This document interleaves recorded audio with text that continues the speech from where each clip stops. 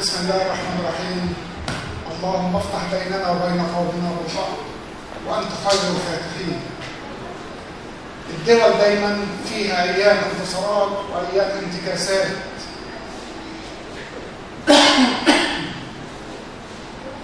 أنا عشت أيام النكسة بمرارتها بمساوئها، لكن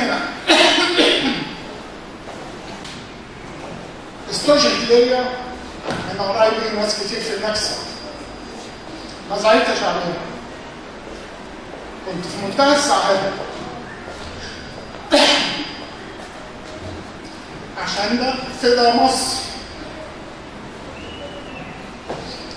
كنت من عشاق جمال عبد الناصر الله يرحمه. جمال عبد الناصر كان الأب الثاني ليا.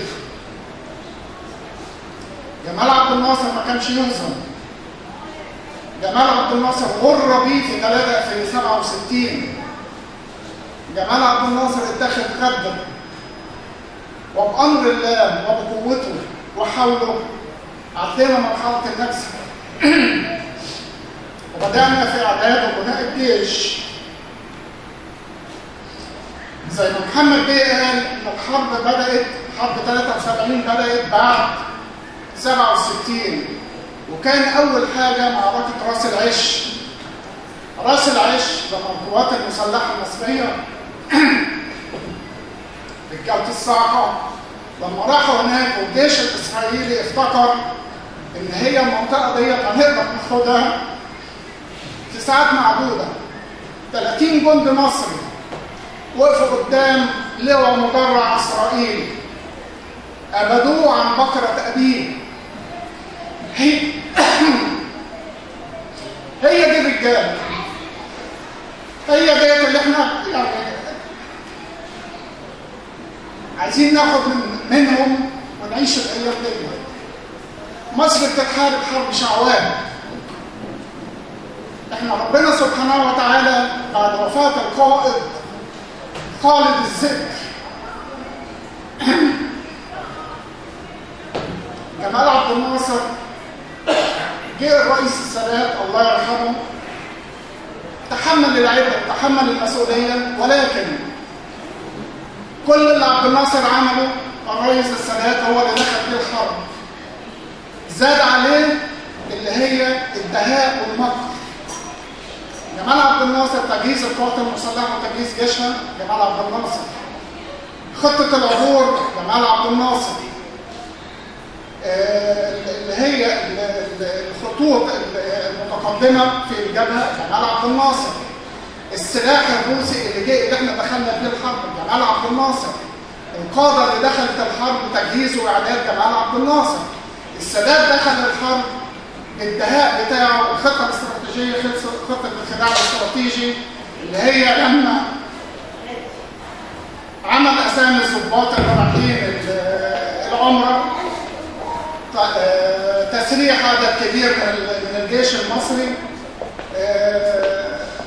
إسرائيل خدعت، وكان هو عالي الذكاء وعالي الذهاب رحمة الله عليهم جميعا. فالحمد لله رب العالمين قدرنا نخش المعركة، قدرنا نخوض حرب 73 بفضل الله سبحانه وتعالى، بفضل رجال مصر الأوفياء الأشراف. انتصرنا في 73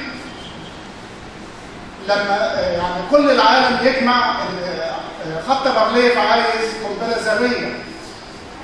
لما العسكري المصري يطلع يخطي خط بارليف بRPG وكلاشينكوف على كتفه ومدفع 100 طن مضاد للطيارات، حاجه صغيره كده بيجرها وراه عشان يقدر يحمي بيها نفسه من الطيارات. العسكري المصري لما وقف وبقى يتصدى للدبابات، معركة الأنطرة شرق، ده مش معركة، ده ملحمة. معركة الأنطرة شرق العسكري المصري كان بيطلع على الدبابة بيفتح البرج بتاعها وبيرمي قنبلة جوه البرج بتاعها، والدبابة بتنفجر وهو نايم جنب البرج بتاعها. بيحتمي في اللي هو الفولاذ بتاع البرج بتاعها. مين بيعمل كده؟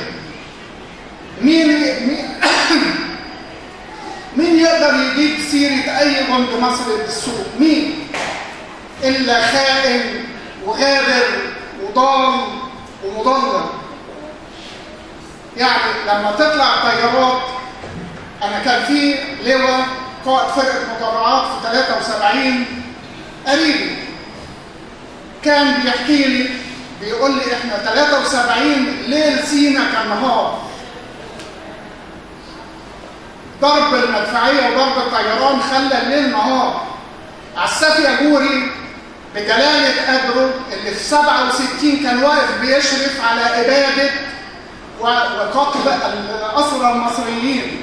عساف ياجوري طلع عسكري ضابط ورتبة ملازم، هو اللي ثبته وهو اللي نزله من دبابته وعفر في الكلمة سوري جابه من قفاه وسلمه للجيش المصري. العسكري الإسرائيلي والضابط الإسرائيلي تم إذلاله في 73 بفضل الله ثم بفضل الرجالة. بعد 73 يعني مش هنخدش فيها كتير، إنما يعني 73 الزعيم خالد الذكر السادات أيضا لما أمريكا اعتبرها من 13 أكتوبر عملت جسر من أمريكا إلى سيناء، السادات الله يرحمه قال أنا مش هحارب أمريكا، واتفقنا على هي معاهدة الكيلو 101 وبدأت مفاوضات السلام. المهم وصلنا إلى مفاوضات السلام وعملنا اتفاقية السلام الأولى واتفاقية السلام، وبعدين الانسحاب الأول الانسحاب الثاني، إلى أن وصلنا لأننا استلمنا العريش. وقفت على موضوع طابة التحكيم الدولي والخبراء المصريين برئاسة الله يرحمه الدكتور عصمت عبد المجيد، عملوا ملحمة قانونية بعد الملحمة العسكرية، وقدرنا بفضل الله إن احنا ناخد طابة. رجعت طابة لينا وتم في دافع عهد الله يرحمه الرئيس حسني مبارك. تحية كبيرة للجماعة